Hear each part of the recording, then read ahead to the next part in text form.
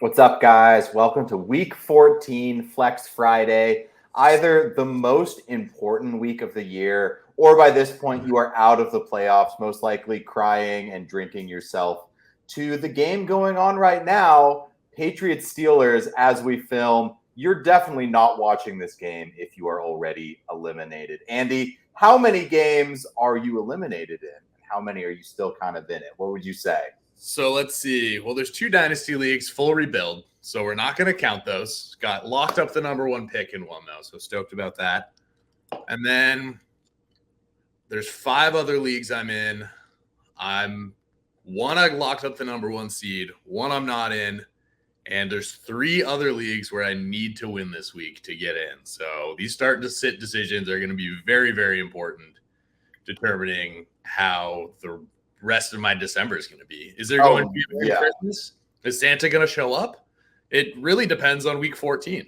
It really does. And Andy and I actually share a team, and I was looking at the standings this week, and it is a hilarious mix of like either we need to win or this other team needs to win, or if we both lose, then we have to outscore them. And it really is getting down to that point.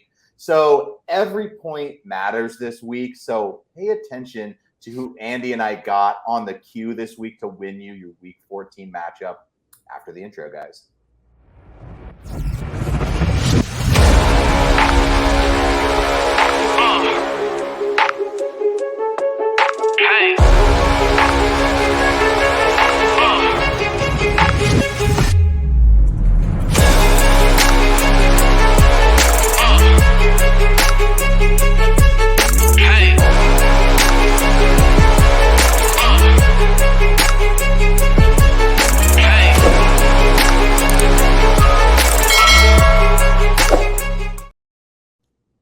Okay, Andy, so get us kicked off with your first Flex Friday pick for Week 14. So, well, it's going to be better than last week. That's all I can say. Picks got a little icy last week after a real hot November. But, you know, we're coming on back with Jakobi Meyers. He's only being started in 22% of leagues. The Raiders are playing the Vikings this week, and Vikings are 10th DVOA versus the pass, however, allowing the 11th most points to wide receivers and 26 DVOA versus wide receiver 2. So this is a place where they really struggle. Jakobi Meyers has caught 6 TDs on his red zone targets this year. He has a 23% red zone target share, according to NFLsavant.com. I mean, that's higher than Waddle, Devontae Smith, Keenan Allen. I mean, guys that you are automatically starting. Obviously, you don't start Jakobi every week.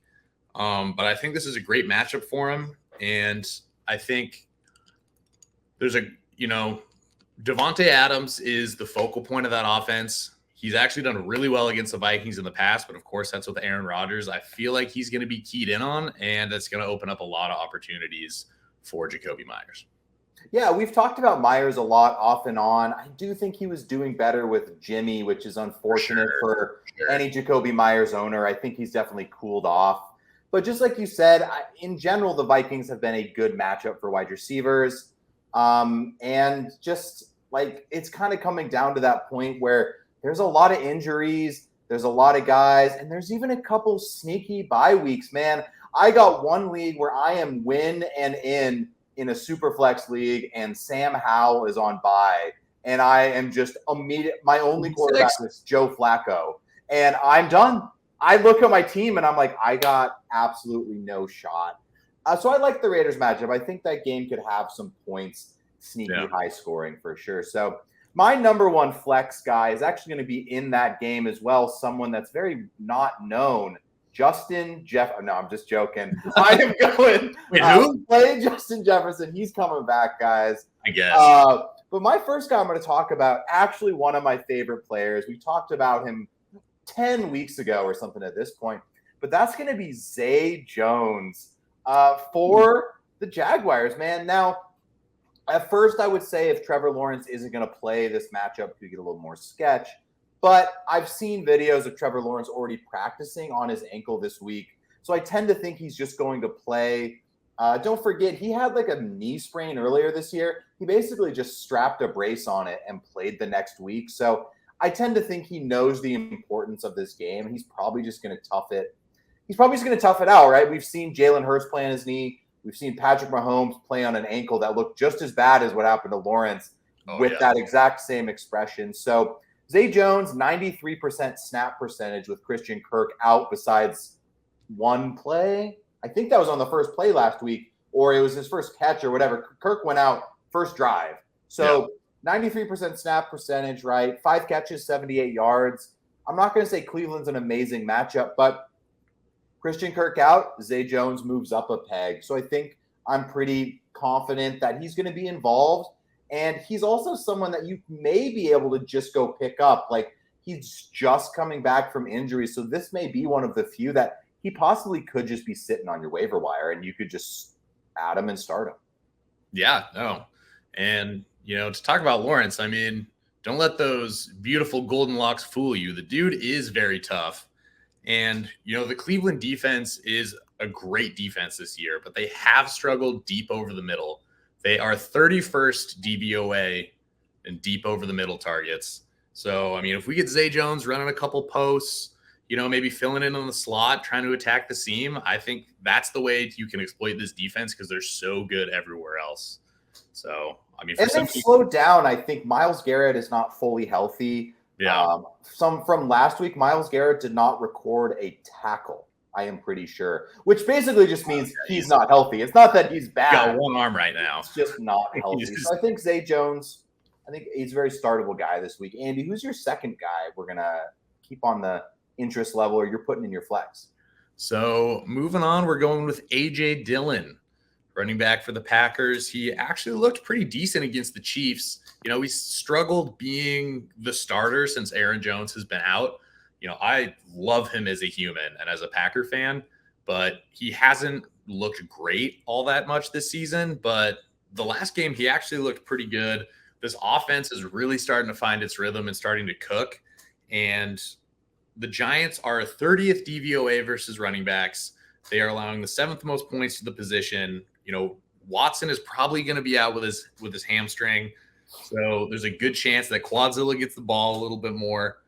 And also, A.J. Dillon has been good on Monday Night Football.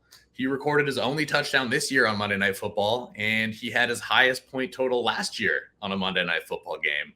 So I don't know if there's any sort of correlation there. I'm kind of grasping at straws, but he's only scored 2 touchdowns on the season, and I think that changes against his very porous New York Giants rush team. Yeah, I like the play because I try not to assume too much about game script when choosing a player to start because in the end, we really don't know exactly how every game's going to play out. Yeah. But the scenario where the Packers beat the Giants, Aaron Jones is coming back, they're winding the clock down. They're not going to put Aaron Jones in there to wind the clock and run the half out. They're going to try to get some explosive plays for him. But I don't think Aaron Jones is going to play a ton yet because he's just been so in and out of the lineup. No. And just like you said, dude, this Packers offense kind of is coming alive. I don't want to jinx them, but I was the most impressed with Jordan Love last week that I have been with him since I've ever seen him play a game. And I really truthfully believe that. He was making some great throws. He had a great completion percentage. That's what I was most impressed about. And you could kind of tell he had a little of that Aaron Rodgers, twisty hip throw. He definitely watched him and grew up under it, man. And no Christian Watson it's bad for the offense, but it's good for the rest of the guys because they're just going to get more touches and they'll be more efficient plays. Yeah, for sure. So my second guy this week is going to be someone that we've kind of been up and down on these last 4 weeks. He had a couple big games when people weren't playing him, and then people kind of switched to playing this player, and then he had a couple bad games. So that's going to be Keaton Mitchell of the Ravens. Last 4 weeks, going up, basically ascending 18, 24, 36, 46. That's his snap percentage. His fantasy points almost have been in the opposite direction, though. He had those 2 big games, week 9 and week 10. Weeks 11 and week 12, he's been under 10 half PPR points. But coming out of the bye, let's not forget he's a rookie. So they're going to have this dude more involved. He's going to be over 50% snap share, I think. And he's so explosive that I just think he's going to get the touches and he always can break one. And he's one of those explosive guys that if you need a win, let's say I'm in this situation in a couple leagues, it just kind of plays out like this, right? When you're winning in, why is it you always are playing like the number 1 seed? You're like, of course I got to get the hard team. I can't play the guy tanking.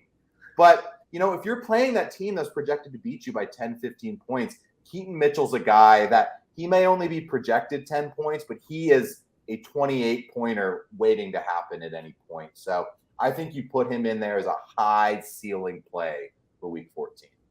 Yeah, I mean, he is absolutely electric on the field. He's so fast. Undrafted rookie. I think the Packers had him through training camp. And, man, we could have really used him with Aaron Jones out because he kind of reminds me of a little Aaron Jones. He's so shifty. It seems like he can receive fairly well. And, once he sees that hole, he's just gone. So, yeah, I like that. I like that upside play for sure. Okay, so last flex player for week 14, Andy. Who do you have on the docket? All right, we're going really deep. If you don't have these other guys on your roster and they're not on the waiver wire and you're like, I just need somebody who I can pick up this week, I'm going to go with Alec Pierce. So this is a really deep call. He had his first touchdown of the season last week. He's only rostered in 10% of leagues. And he has a matchup with the Bengals, who are allowing the 13th most points to wide receivers, 19th DVOA versus wide receivers, 23rd versus wide receiver twos. And something I didn't realize, Alec Pierce has been on the field for 90% of snaps almost every single game. I mean, even when Downs was playing really well and he got more targets, Alec Pierce is at least there.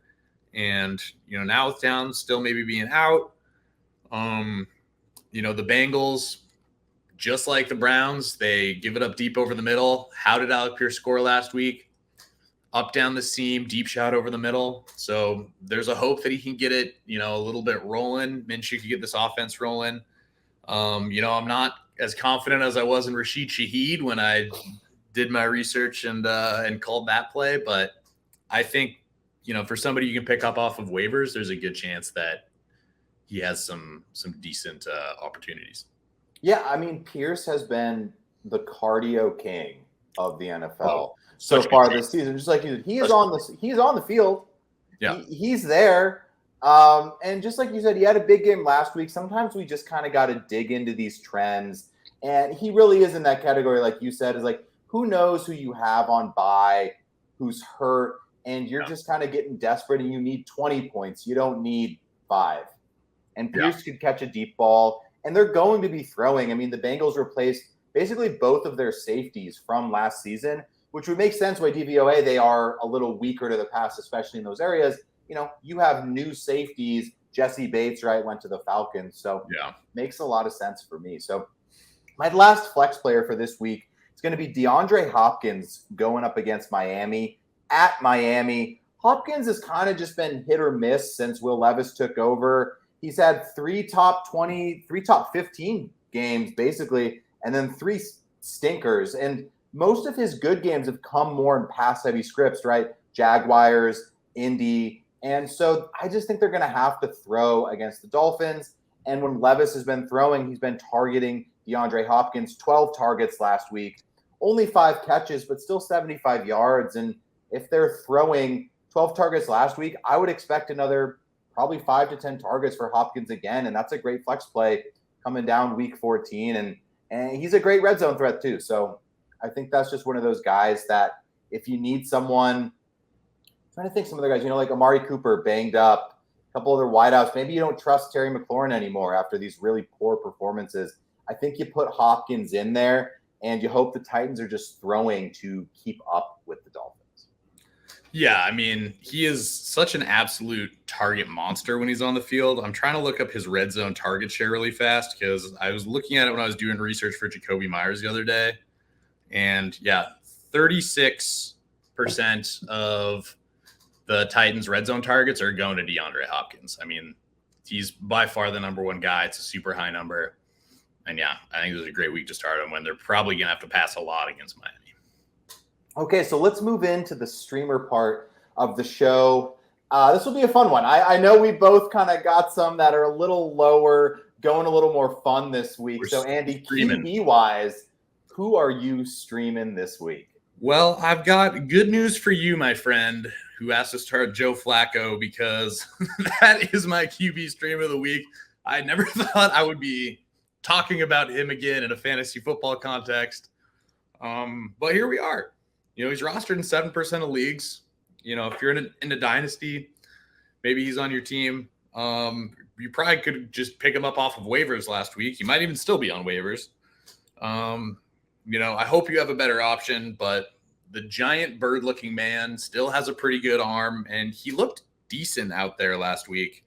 Jags are allowing the third most points to opposing quarterbacks, and that's really the big thing, is that, game script-wise, we expect Jacksonville to score some points.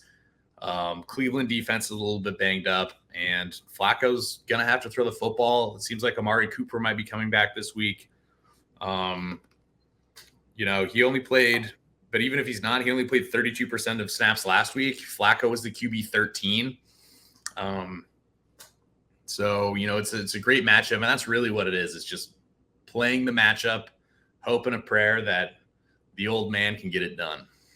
Yeah, I mean, Flacco looked pretty good last week. He hit Jerome Ford for a touchdown. Mm-hmm. He was doing really well targeting Elijah Moore actually down the field, which was awesome to see. That's really something I hope can keep up with Elijah Moore's usage. He's a great downfield weapon. I really don't understand why people don't use him like that. He is basically like a wide receiver 1 when he plays with Joe Flacco and invisible when he plays with everyone else. Don't forget that his great games with the Jets a couple years ago or last year, basically were with Flacco. Like Flacco put some great numbers up with Elijah Moore. So it's a good call, man. It's one of those ones, if you are just totally decimated this position, couple buys, you got guys hoarding QBs for the playoffs, and you're sitting there being like, do I play Joe Flacco? I don't hate it. And the other guy I'm going to add to that list is someone that actually won me a $10 bet last week. Yeah, $10 whole dollars. Jake Browning, man. I bet someone in one of my dynasty league.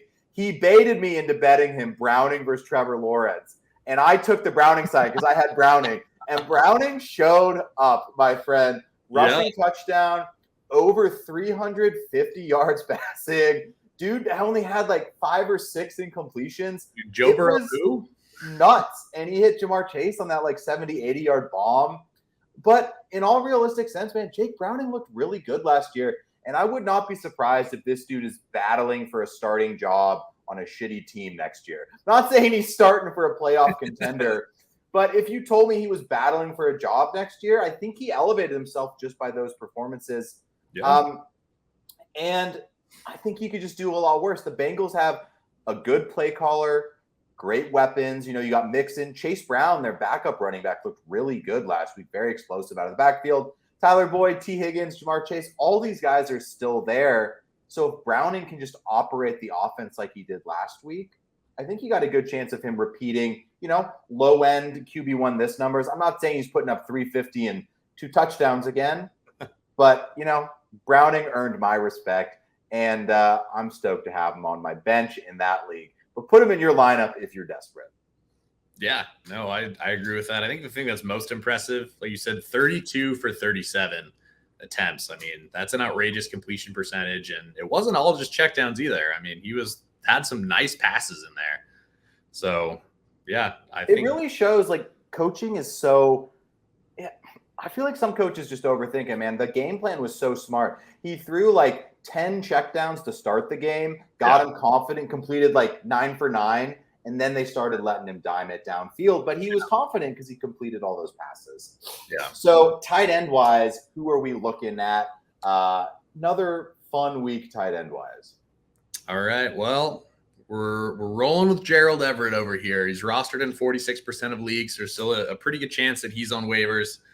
He had 5 targets last week, and the Denver Broncos, who they're playing, are allowing the most points to the tight end, 32nd DVOA. There are guys that I like more. If Dalton Schultz doesn't play, I like Brevin Jordan this week. The Jets have allowed 7 touchdowns to tight ends, which is tied for the league high, and there's also no Tank Dell.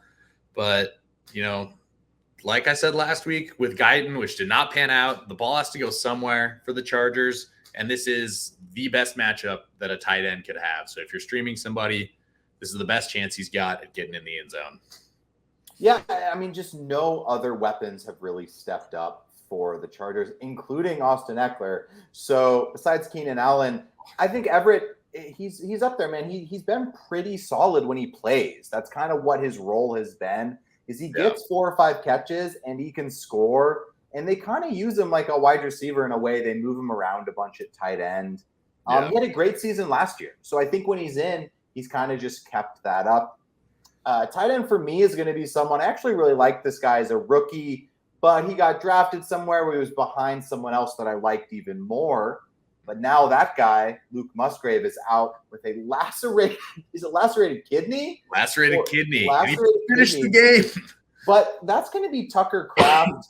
I'm not saying he's been lighting the world on fire, but he's an athletic guy. He scored 2 weeks ago. He had a couple solid catches last week. And with Christian Watson out, I just think there's a couple more targets, couple more receptions for some of these more outward players.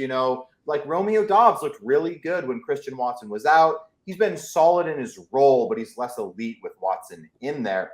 But Watson has just had really bad luck. So I think Tucker Kraft is a good dart throw, kind of just to fill in that Packers tight end room.